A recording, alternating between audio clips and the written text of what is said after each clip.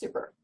Welcome everyone to the LFM Marketing Symposium, and I have the lovely Melissa Galt here. Thank you so much, Melissa, for being part of this. I'm so My pleasure. Thank you. Melissa is so nice and so sweet and such a powerhouse, and I'm so honored that she actually took the time out of her busy schedule to be with us today. So just thank you so much.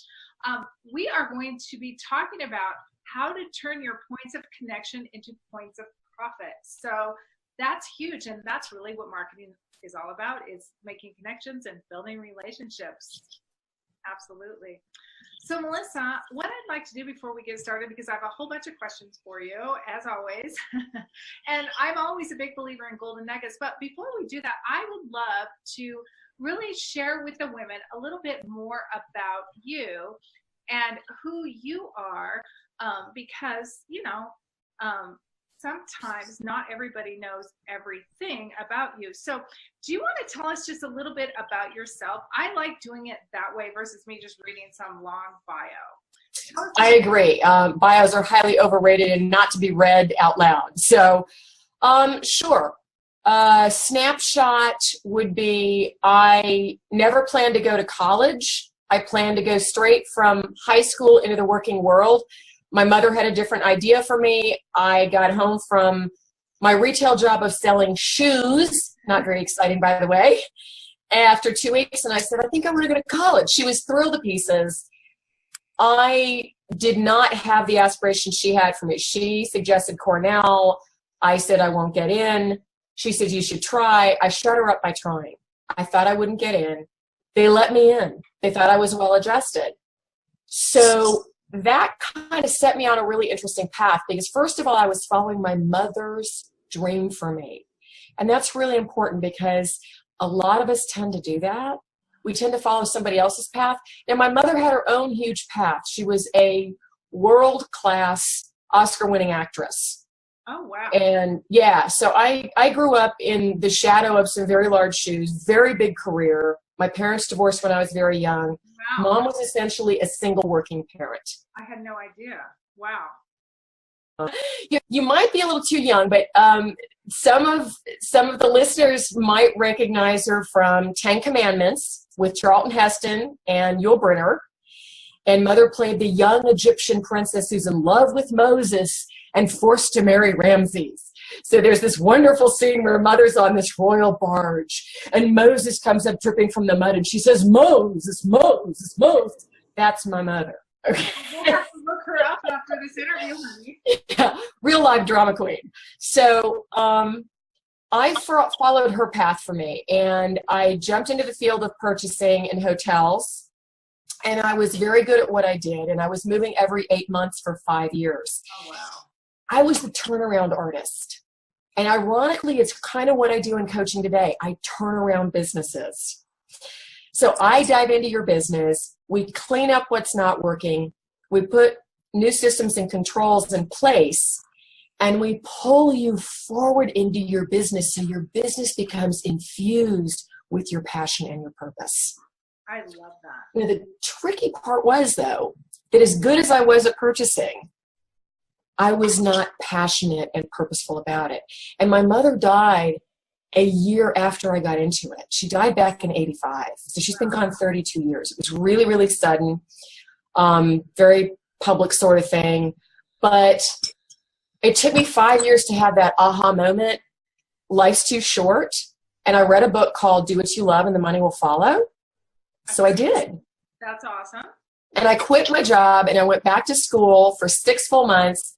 Immersed myself in school full-time in interior design, then picked up a full-time job in the field, stayed in school, got the degree, worked full-time, and jumped into the field. And I ultimately launched my own business. I was probably 3 years in, and I'd held 3 separate design jobs. Wow. Because I slowed down from every 8 months, I was moving every 18 months this time. That's But this time I was on fire. And when you're on fire, you are unstoppable. Fear doesn't get in your way, because when you marry fear with breath, with excitement, it becomes exhilaration. And it's where you step outside your comfort zone.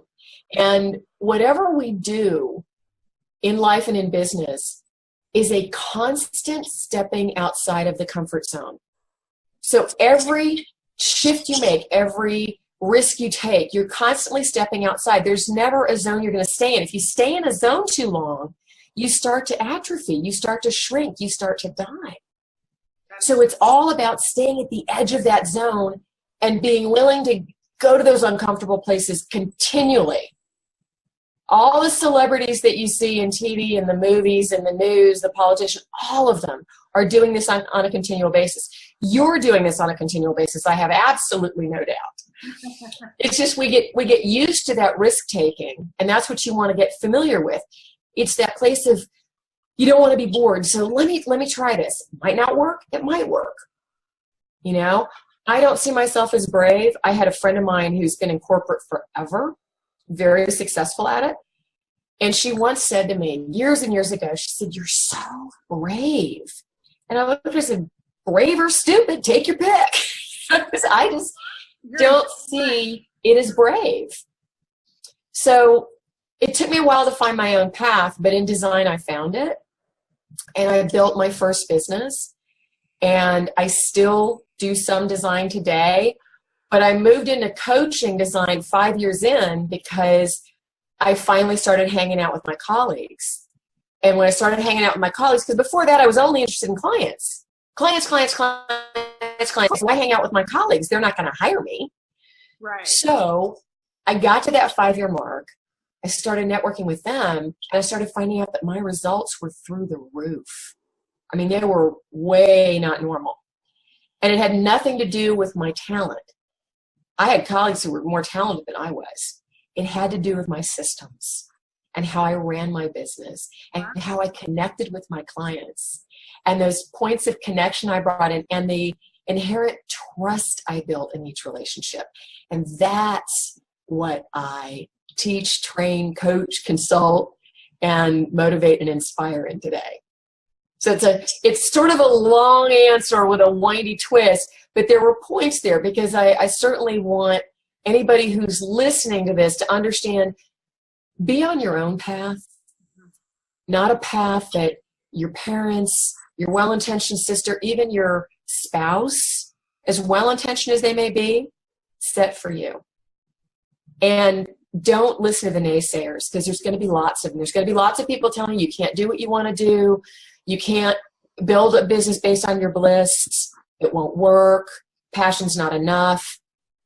I agree. You need to be smart. You need to do research. But without passion, you're just pushing a rock uphill. That's true. That is so true. Thank you, Melissa. Sure. Your background. I had no idea about parts of your background. That's amazing. I agree with you 100%. And I see so many women out there that they aren't living their passion, or they may be attempting to live their passion, but they don't have the systems in place to really, right. And that, so you need both, really. You have to have both, which really does bring me into, you know, the first question I have for you, because I know that you've had a few different businesses. What was your first startup like? I mean, what did it look like for you to start your very first business? I actually was working for a big box retailer, and I had planned my startup 6 months out. And it was April, and Easter was upon us, and I had made plans to visit a friend of mine for Easter. So I went to my boss because I knew I had vacation. I was very rigorous in checking all this out. And I said, I'm going to be taking Easter holiday. And she said, you don't have it. I said, yes, I do. She said, no, you don't. Don't argue with your manager if you need to keep your job. So I said, yes, I do. And I walked out of the office. So 2 weeks later, I took my week's vacation. It was my last paycheck. Now, I went on a vacation. I had a lovely time, but I was $70,000 in debt. I needed my job. I had a whopper of a car payment. I had too many credit card bills, and I was living in a small, cramped apartment. I got my vacation paycheck, so I'd been right. I love being right, but it was a very expensive right. So I had to truly scramble to get whatever I could to get dollars in the door. And that meant supervising a hot, sweaty catering kitchen and running the dish machine at the end of every night for 18 months. Wow. It meant getting hold of Emory University, Oglethorpe University, and Sproul Arts that are all in Atlanta and saying, hey, I taught an evening class to busy professionals at University of Alabama, Birmingham. How about I come teach at your university? All three of them said yes. Wow. So that meant I was teaching nights on top of working days. Now, it also meant, though, unbeknownst to me at the time, it was amazing marketing. If you ever have the opportunity to teach your potential clients, whether it's at an event, whether it's at a seminar, whether it's at evening education, it is some of the most phenomenal marketing, and you'll get paid for it, which is really cool. Yeah. Emory had huge reach. My name was all over their pages because at one point I taught as many as 3 to 5 classes. Wow. Yeah. Now, I had no life for 10 years, but that's okay. Didn't need that. But I really got some cool clients from it, and I also love to teach and train. So I love to speak. That got me more opportunities. And I stayed with Emory 10 years. Oglethorpe was 4 or 5 years. Sproul Arts was 3 or 4 years.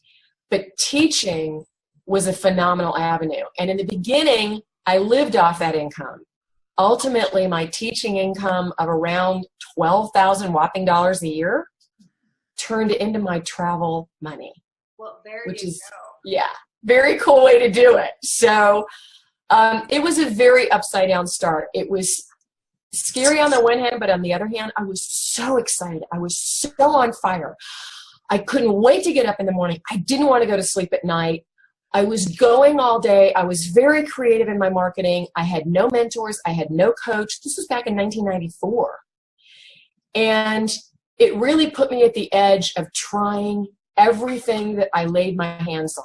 If I read a book, if I took a seminar, and the seminars back then were live. This is pre-teleseminar, pre-webinar. Now it's convenient, you know, but then you had to pay to travel. Right. So that made a huge difference. I was willing to try different things, and even direct mail worked.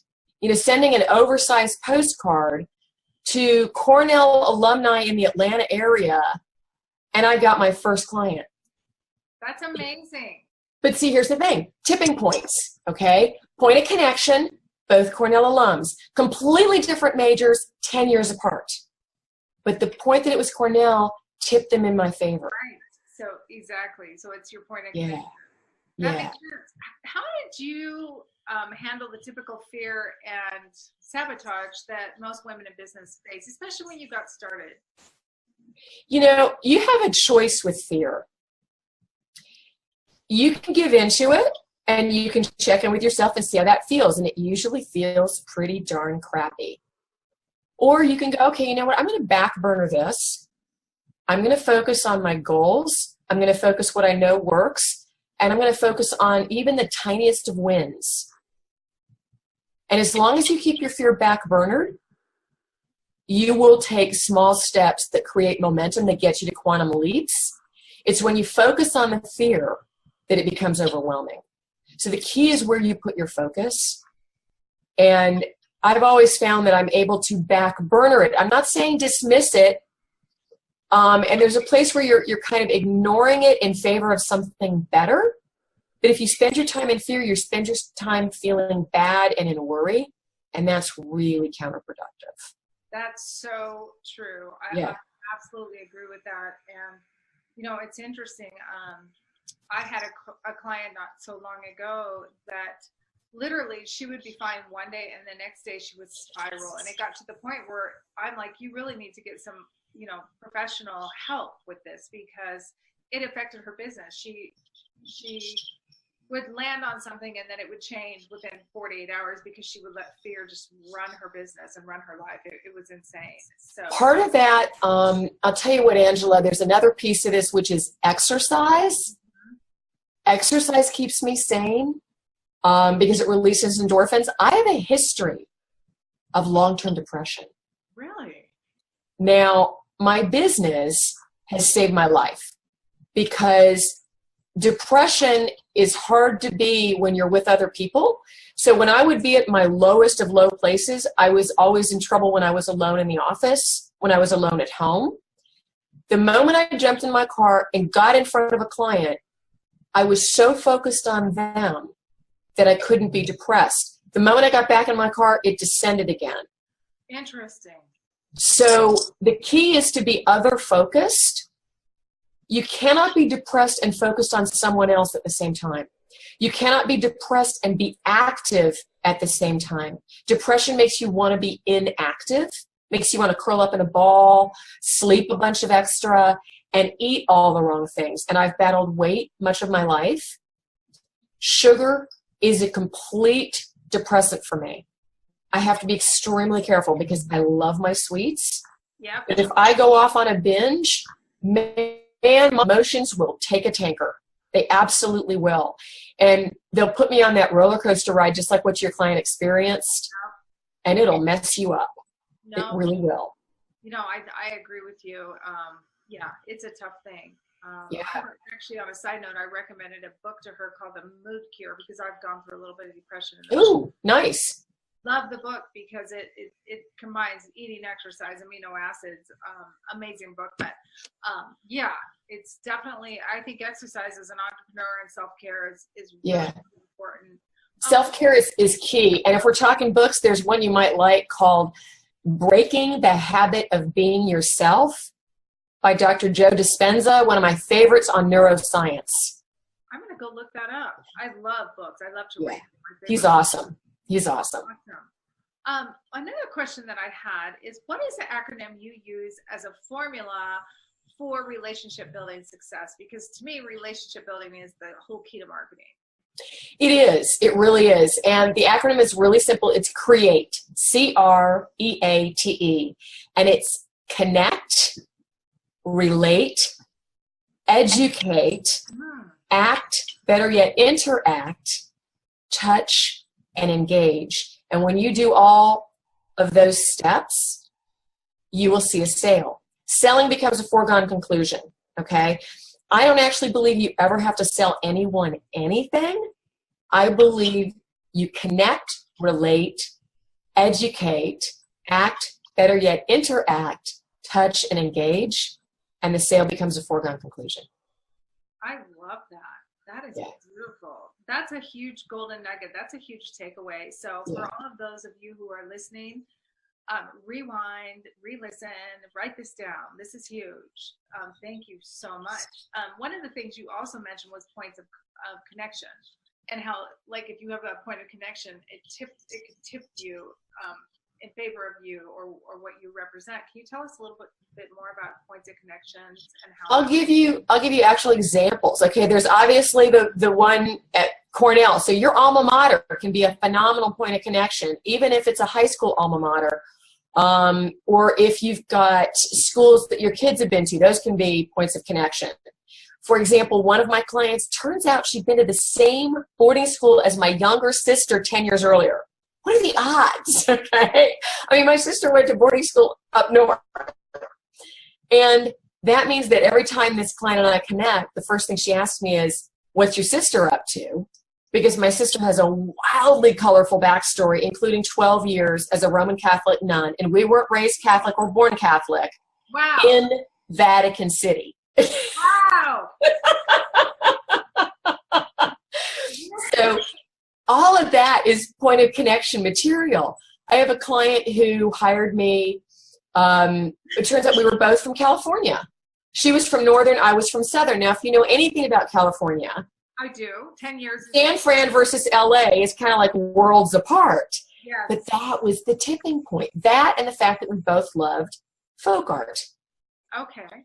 So how do you find like so if I'm like talking to someone, a potential client, for example, I do a lot of networking online and offline.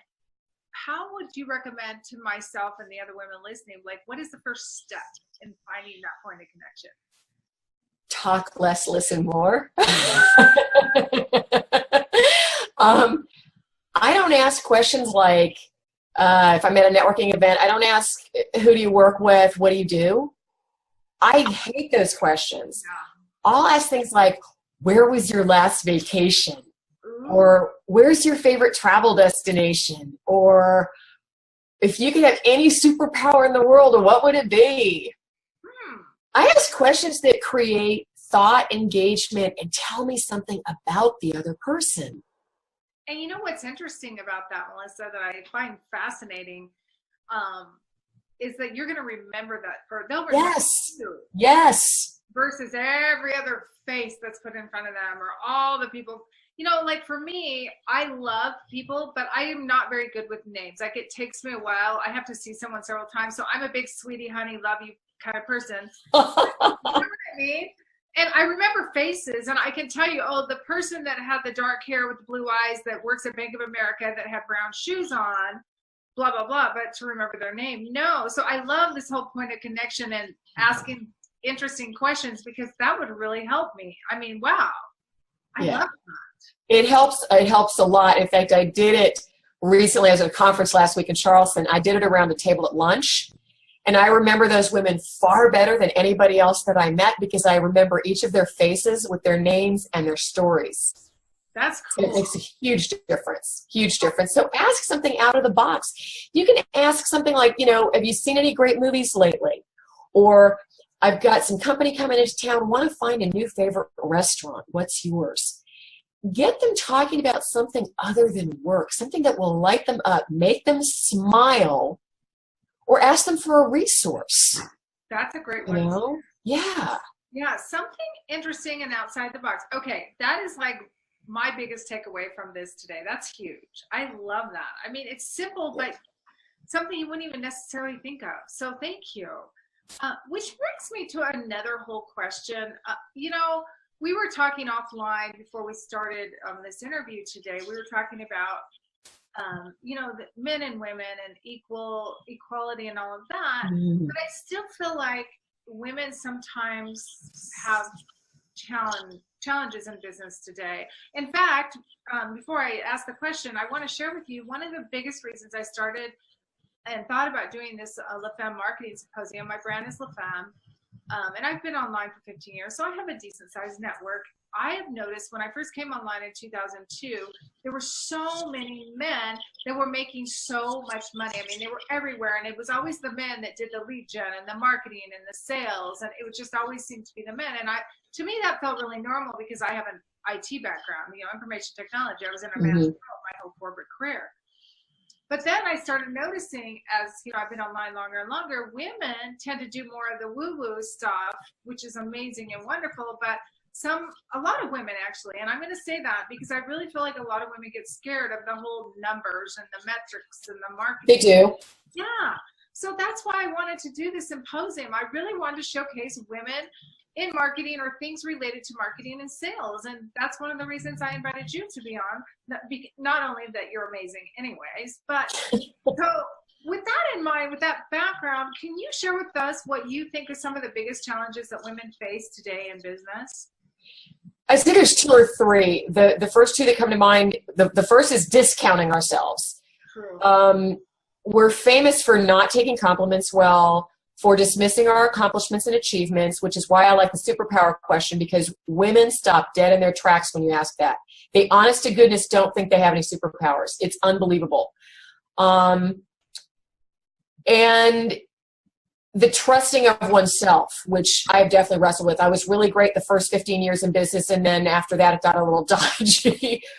And when you don't trust yourself and you start second guessing, you start asking a lot of other unqualified people for advice, which is lethal, absolutely lethal, because usually those unqualified people don't know your business, aren't necessarily in your industry, and haven't achieved what you've achieved.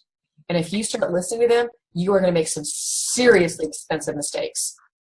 So that's very, very dangerous. And then I think the third, women, and I found this to be true particularly in interior design, but I imagine it's true for a lot of other female-dominant professions.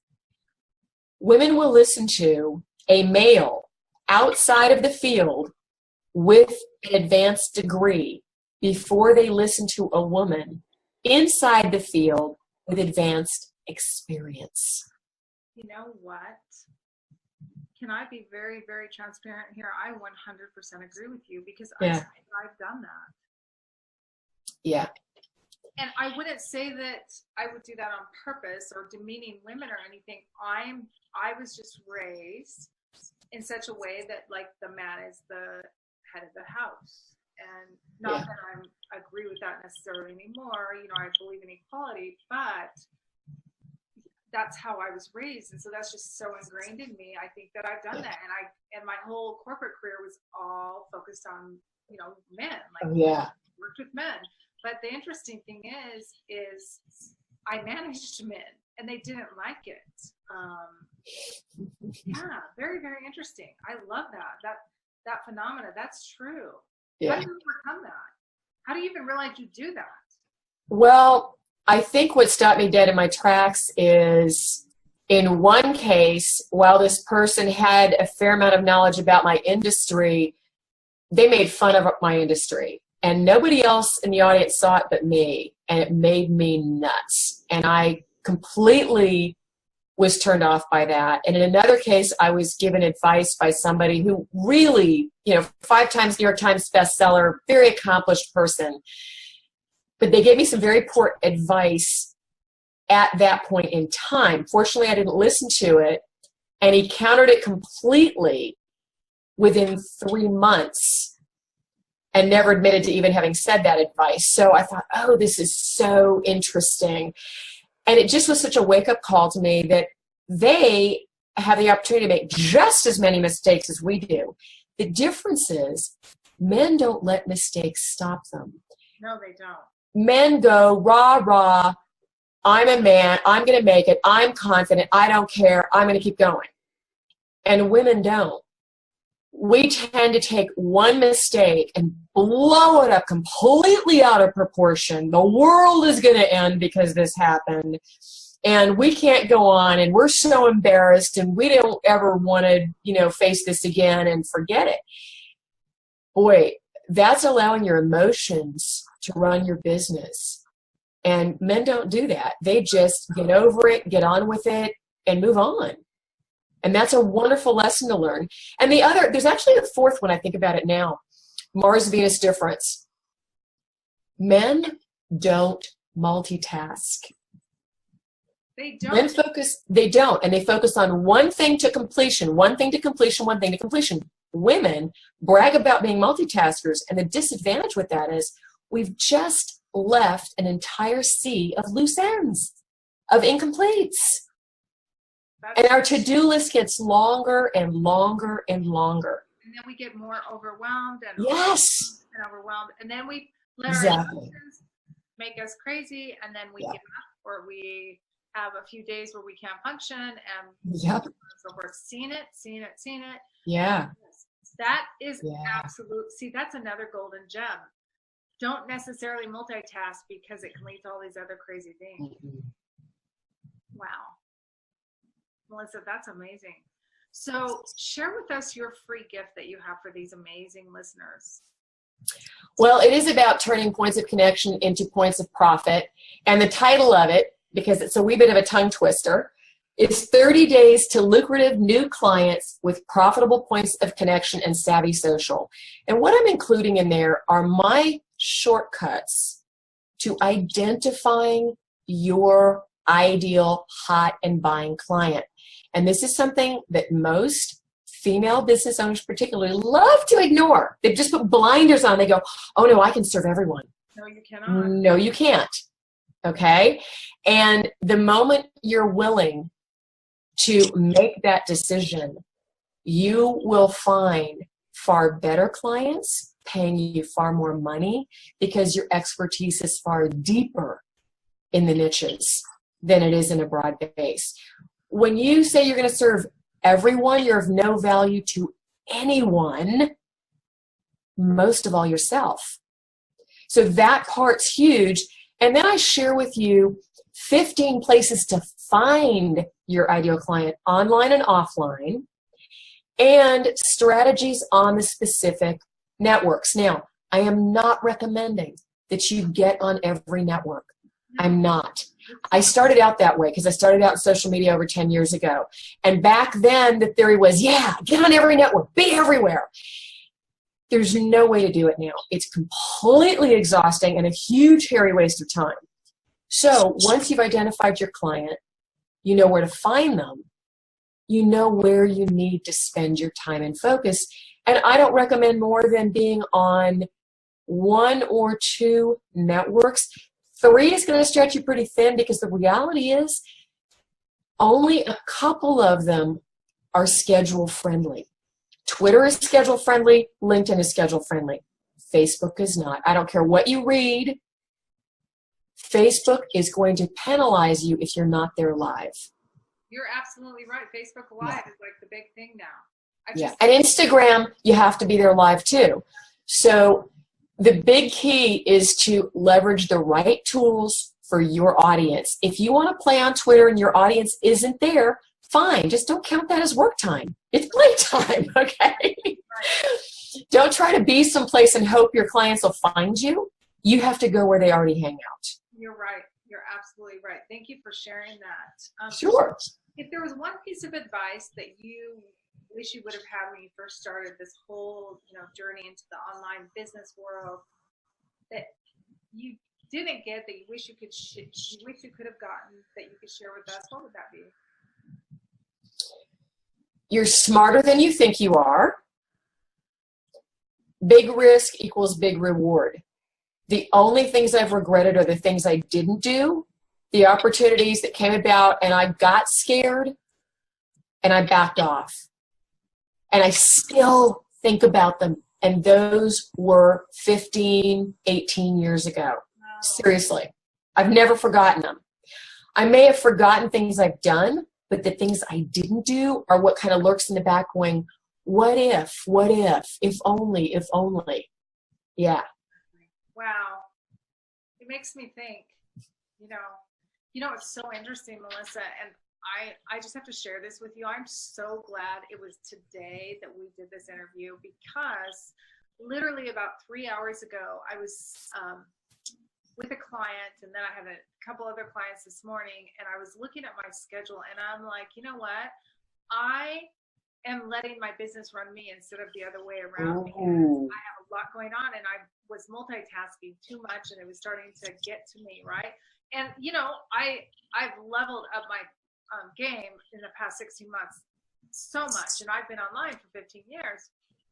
And I realized as I'm leveling up again in a different space that that's one thing I tend to do. I multitask, and I just went through literally 3 hours ago and started rearranging my whole schedule and shifting blocks of time and moving things around and really taking a look at what's important. And I am just so grateful on a personal level that we had this conversation, let alone all the wonderful things you shared. But that whole thing about multitasking just hit me like lead. I'm like, wow, no wonder I feel like I don't accomplish things, even though I accomplish amazing things and my clients love me.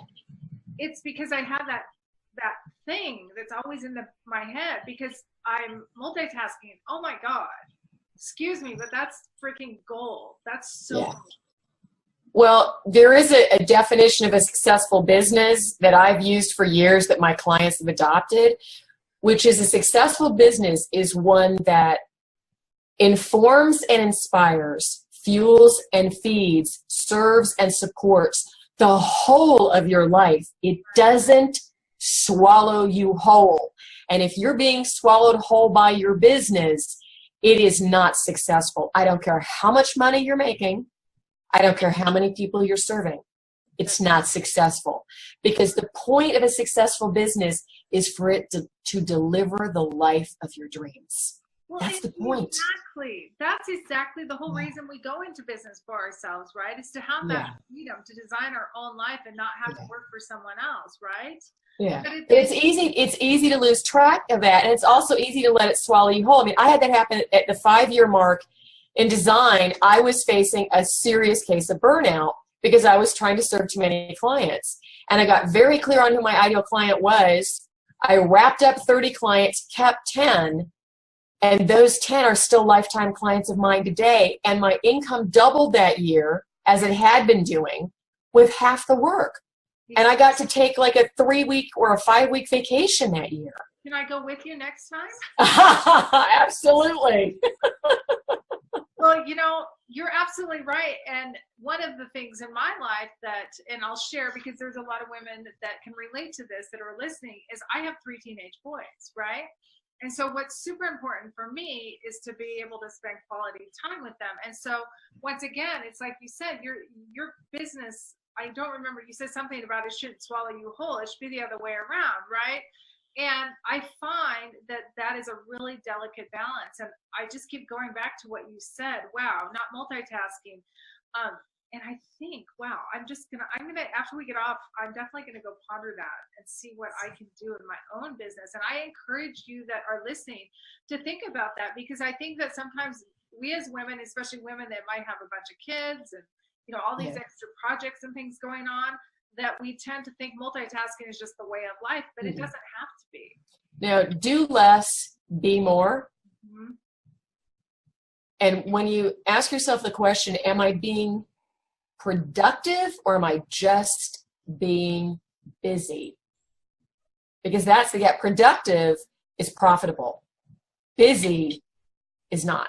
No, it's not profitable. And I think it's really interesting too, if you do less and be more, even when you go back to the whole concept of points of connection that you talked about, it's going to enable you to like connect with the right people instead of just a bunch of people. Yes, exactly. You feel connected to your clients and they feel connected to you because you have things in common.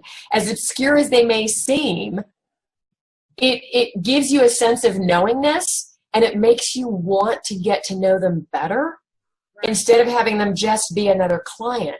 My clients have usually turned into my family. I mean, I've spent Christmases and Thanksgivings and birthdays and 2-week stretches of living with them when I was living someplace else. I mean, I'm so fortunate. I really am.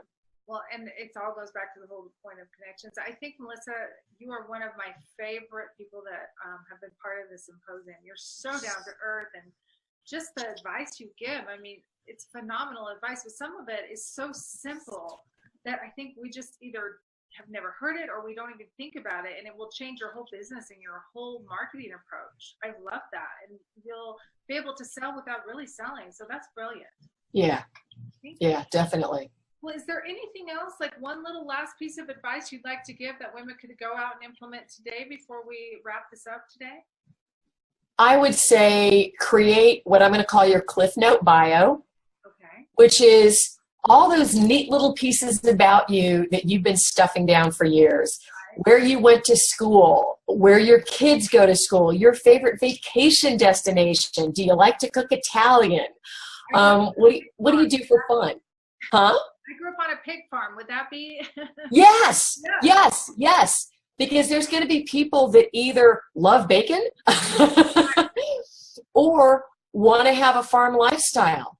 And you're going to be able to tell them the pros and cons of that. Right.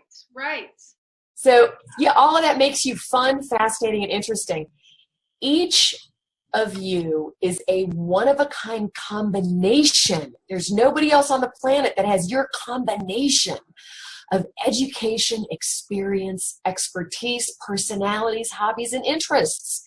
You are fascinating. When you flip on, thank you, Sally Hogshead, your fascinate factor, you will find yourself magnetic, memorable, and irresistible to your ideal clients. And there is nothing more valuable or more fun because it turns your business into your playground for profit. Yes. You're amazing, Melissa. Well, this has been a ton of fun for me, Angela. It really has. You are a terrific interviewer. You really are. I enjoyed our time immensely. I encourage all of you to go out and become part of Melissa's tribe. She's amazing. Would you mind just sharing your website? Yeah, the website is melissagalt.com, and your goodie is at melissagalt.com/LaFemme. Woo! There we go. I love it. This has been amazing. Thank you so much, Melissa. And my pleasure. everyone for our next amazing interview at the LFM Marketing Symposium, and we'll see you again next time. Awesome to be here. Thank you.